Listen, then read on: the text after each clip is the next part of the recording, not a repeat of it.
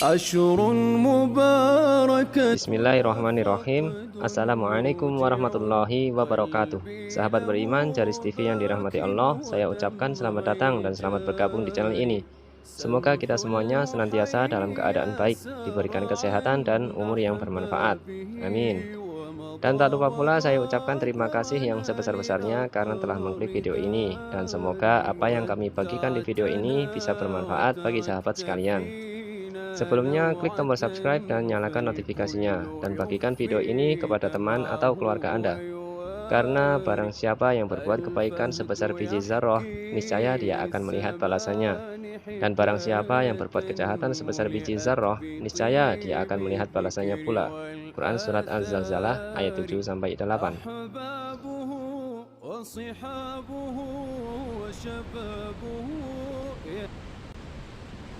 Berikut beberapa keutamaan berzikir kepada Allah. Ini yang kita bahas hari ini dari halaman 119. Yang pertama, zikir kepada Allah adalah asas ibadah kepadanya. Karena sungguhnya zikir kepadanya adalah cara berhubungan seorang hamba dengan Sang Pencipta pada setiap waktu dan setiap keadaan. Dari Aisyah radhiyallahu anha dikatakan, ia berkata, "Kana Nabi sallallahu alaihi wasallam yadhkurullaha ala kulli ahyanihi." Bahwasanya Nabi sallallahu alaihi wasallam senantiasa menyebut nama Allah atau berzikir pada setiap waktu beliau. Hadits ini diriwayatkan Imam Muslim nomor 373. Artinya, seorang muslim teman-teman, kita jangan hanya sekedar diam saja. Kalaupun kita diam, kalau kita bicara sesuatu yang bermakna, yang keluar dari lisan seorang muslim adalah nasihat, atau bimbingan, atau misalnya ilmu, atau apa saja yang bermanfaat. Ya, kalaupun masalah mubah, menanyakan kabar, ya, perkembangan apa, itu yang penting. Kalau tidak ada, maka dia diam. Diamnya pun bertafakkur, memikirkan tentang Allah, atau dia yang maksud diam di sini adalah dia tidak berbicara kemaksiatan, maka dia bisa berzikir kepada Allah, dia bisa berdoa dan seterusnya. Ini yang dimaksudkan bahwasanya Nabi SAW senantiasa menyebut nama Allah pada setiap keadaan beliau. Apabila seseorang selalu berzikir kepada Allah, maka hal itu menjadikan kehidupannya semakin terasa hidup, berlindung kepada Al-Khaliq atau Sang Pencipta yang Maha Kuasa. Dengan cara berzikir menyebabkan keselamatan, menghadirkan kedekatan hati kepadanya, serta memperoleh kemenangan dan juga keridhaannya. Sedangkan jauh dari Allah karena lalai dalam berzikir dan banyak berbuat maksiat menyebabkan kesesatan dan kerugian di akhirat nanti. Jadi ini cukup banyak dalilnya tentunya yang berhubungan dengan masalah itu, nanti akan disebutkan setelah ini juga. Tetapi Nabi SAW dikatakan tidak pernah meninggalkan berzikir kepada Allah Subhanahu Wa Taala. Apa saja teman-teman? Sebenarnya saya sampaikan itu, kita lagi tunggu di lampu merah, baca istighfar, astagfirullah wa atubu ilaih, astagfirullah wa atubu ilaih. Baca supaya dimudahkan urusan-urusan kita. Ibnu Taimiyah rahimahullah berkata, aku pernah menghadapi masalah yang sangat berat, menurutku akan sulit sekali untuk mendapatkan jalan keluar, maka aku beristighfar kepada Allah 1000 kali, akhirnya aku lihat dimudahkan urusan tersebut. Dan ada buku judulnya Keajaiban Istighfar, Keajaiban Sedekah dan Istighfar. Saya pernah sarankan agar teman-teman beli buku itu, dan dibaca banyak sekali kisah orang-orang soleh, bagaimana mereka mengisi waktu mereka dengan istighfar. Jadi bukan cuma sekedar diisi pahala, tapi juga akan mendatangkan jalan keluar dari masalah-masalah. Kemudian yang kedua, di poin kedua, ya, kenapa atau merupakan keutamaan zikir yang dimaksudkan oleh penulis, zikir kepada Allah adalah pembeda antara orang mukmin dan orang munafik. Karena sifat umumnya orang-orang munafik adalah hanya mau berzikir sedikit saja, atau hanya mau sedikit berzikir. Sebagaimana difirmankan oleh Allah SWT dalam surah An-Nisa, surah nomor 4 ayat 142, A'udzu billahi minasyaitonir rajim, innal munafiqina yukhadi'una Allah wa huwa khadi'uhum wa idza qamu ila sholati qamu qusala yura'una an-nasa wa la yadhkuruna Allah illa qalila. Sesungguhnya orang-orang munafik itu hendak menipu Allah, tapi Allah lah yang menipu mereka. Nanti apapun tipu daya mereka buat, Allah akan kembalikan ke diri mereka. Apabila mereka berdiri untuk sholat, mereka lakukan dengan malas. Mereka bermaksud riya, kalaupun sholat riya, ingin dipuji di hadapan manusia. Dan mereka tidak mengingat Allah kecuali sedikit sekali. Yang ketiga, maksudnya yang kedua adalah pembedaan antara orang mukmin dan orang munafik. Orang mukmin itu selalu lisannya zikrullah. Yang ketiga, syaitan tidak dapat menggoda manusia yang tidak lalai dari berzikir kepada Allah.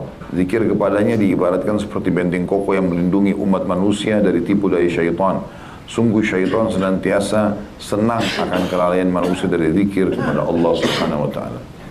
Sedikit saja kita berzikir, misalnya kita baca zikir pagi petang, atau kita baca istighfar, atau kita membaca beberapa ayat Al-Quran, udah cukup menjadi tameng. Setiap ada godaan syaitan kita jadi nggak mau lakukan.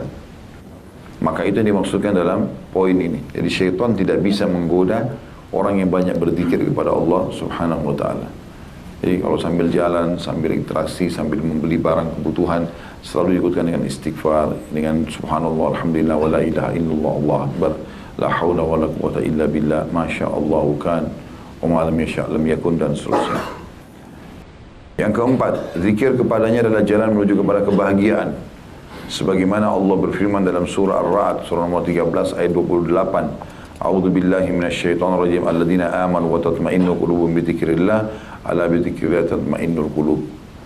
Orang-orang yang beriman dan hati mereka menjadi tentram dengan mengingat Allah, ingatlah hanya dengan mengingat Allah hati itu menjadi tentram. Jadi nggak ada yang lain. Kapan kita lagi ada masalah apapun, zikrullah, baik itu baca Quran, baik itu berdoa, baik itu menyebutkan puji-pujian kepada Allah SWT. Maka itu insya Allah akan menjadikan jalan keluar yang luar biasa. Yang saya selalu tekankan, tentu semua zikir baik, tapi kita bersyukur dan beristighfar ini sangat baik. Ya, kata para salafus saleh, sesungguhnya Allah telah menyampaikan kepada kalian penyakit, dan Allah juga telah menyampaikan untuk kalian obatnya. Penyakit karena dalam maksiat dan obatnya adalah istighfar. Ya. Maka ini dua hal yang memang kontroversial sama yang lain, tapi yang satunya harus dikerjakan yaitu istighfar, dan yang satunya lagi ditinggalkan. Kemudian yang kelima, zikir hanya dilakukan secara rutin. Zikir harus dilakukan secara rutin, terus menerus, karena tidaklah penduduk surga itu bersedih akan sesuatu kecuali terhadap saat waktu yang mereka lewati dunia yang tidak dipergunakan untuk senantiasa berzikir kepada Allah. Sungguh rutinitas dalam berzikir mencerminkan suatu bukti hubungan yang baik dengan Allah atau kepada Allah. Imam Nawawi rahimahullah mengatakan untuk menjelaskan, para ulama telah sepakat tentang bolehnya berzikir dengan hati dan lisan bagi orang-orang yang sedang bercakap-cakap, bagi orang yang sedang junub, bagi perempuan yang sedang haid, dan bagi wanita yang mengalami nifas. Sehingga mereka diperbolehkan mempraktikkan zikir baik berupa tasbih, tahmid, takbir, dan tahlil. Subhanallah, walhamdulillah, wallahu akbar, wa la ilaha illallah. Ya. Ini tadi sesuai dengan urutannya, tasbih, tahmid, takbir, dan tahlil. Dan salawat kepada Nabi SAW maupun doa-doa yang bukan termasuk bacaan Al-Quran. Jadi artinya zikrullah ini harusnya dirutinkan, dan itu akan mendatangkan manfaat-manfaat yang sangat besar. Di antaranya adalah Allah Subhanahu wa Ta'ala akan memberikan segala sesuatu yang dia butuhkan, karena mengingat Allah seperti menyebut-nyebut ya kebaikan sama pencipta Allah, Allah akan balas juga dengan kebaikan. Yang keenam, barang siapa yang senantiasa mengingat Allah, maka Allah akan mengingatnya. Sebagaimana dalam surah Al-Baqarah, surah nomor 2 ayat 152, Allah berfirman, A'udzubillahi minasyaitonirrajim, fadhkuruni adzkurkum washkuruni wa la takfurun. Maka ingatlah kepadaku, aku pun akan ingat kepadamu. Syukurlah kepadaku dan janganlah kalian atau kamu ingkar atau kepadaku. Al-Baqarah surah nomor 2 ayat 152. Asal kalimat yang diambil dari ayat ini saksinya adalah, ingatlah aku, berzikirlah kepadaku, aku pun akan ingat kepadamu. Maksudnya aku akan ingat ini, Allah tidak akan pernah meninggalkan hamba tersebut dalam kesengsaraan. Dan bersyukurlah kepada aku atas nikmat aku berikan, maka jangan kalian pungkiri nikmat itu. Seseorang pasti senang sekali jika seorang raja menyebut-nyebut dan memuji-mujinya di hadapan khalayak ramai. Maka bagaimana pula apabila yang menyebut-nyebutnya adalah Allah, raja di raja, yakni di hadapan para malaikat yang senantiasa berzikir kepadanya. Yang terakhir, yang ketujuh, tentang masalah pentingnya seseorang itu menjaga zikir, apa manfaatnya buat dia atau keutamaannya. Maksud zikir kepadanya tidak sekedar bergumam terus-menerus dengan lafaz zikir seperti suara lebah, sedangkan hatinya lalai dan tertutup atas pengagungan dan ketaatan kepada Allah. Maka itulah zikir dengan lisan harus diiringi konsentrasi dan berpengaruh terhadap itu dalam hati, terhadap makna kalimat atau kata-kata atau lafaz lainnya atau zikirnya. Allah berfirman dalam surah Al-A'raf surah nomor 7 ayat 205, A'udzu billahi minasyaitonir rajim, wadhkur rabbaka fi nafsika tadarruan wa khifatan duna jahri minal qawli wal ghudwi wal asal wa la takun minal ghafilin.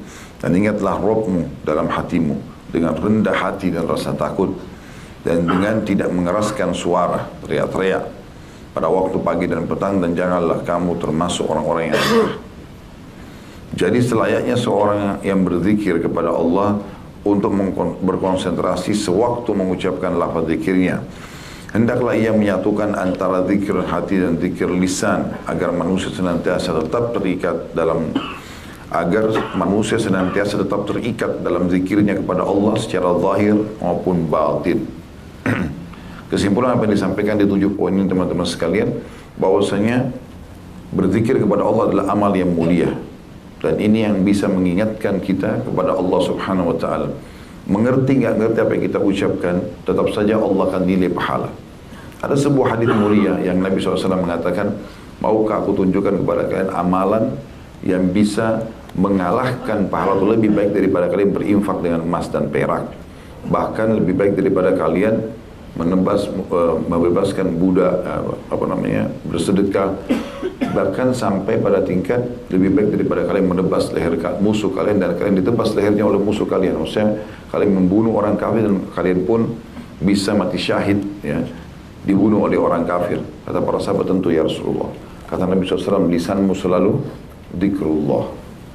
Lisanmu selalu zikrullah.